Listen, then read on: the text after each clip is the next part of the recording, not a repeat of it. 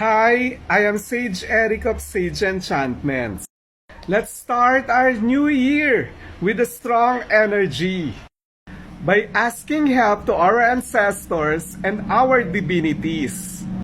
This January 3, magkakaroon ako ng ritual. At dito, ipaplat natin ang ating mga kagustuhan na mangyari para sa 2025.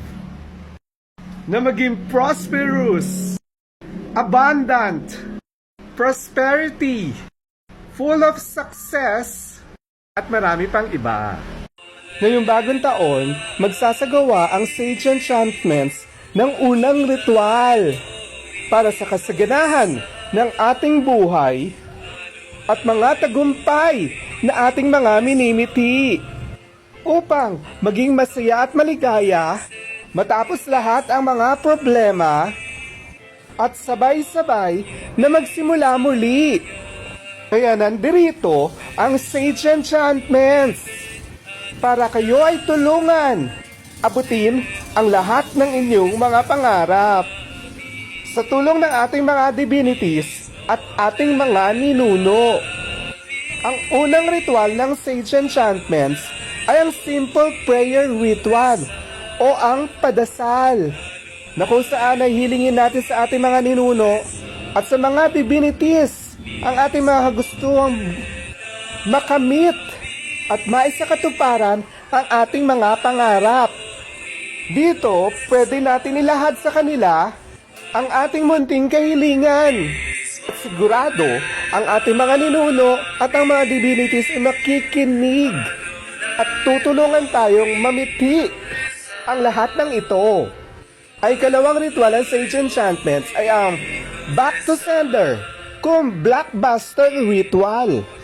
Dito naman ay ibabalik natin ang lahat ng hindi magandang nangyari at nangyayari sa ating buhay na gawa o inisip na ibang tao sa atin.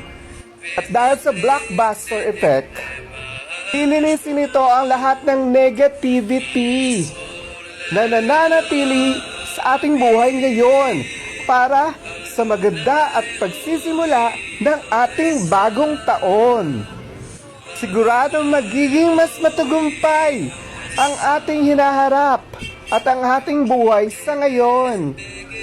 Ang ikatlong ritual ng Sage Enchantments ay ang Ancestral Reconnection Ritual na kung saan ay tatawagin natin ang ating mga ancestors mula sa pagkamatay ni Kristo hanggang sa ngayon upang hilingin sa kanila ang kanilang pagtubay, gabay at tulong upang maresolba ang ating mga problema at tanggalin ang lahat ng balakid patungo sa ating tagumpay.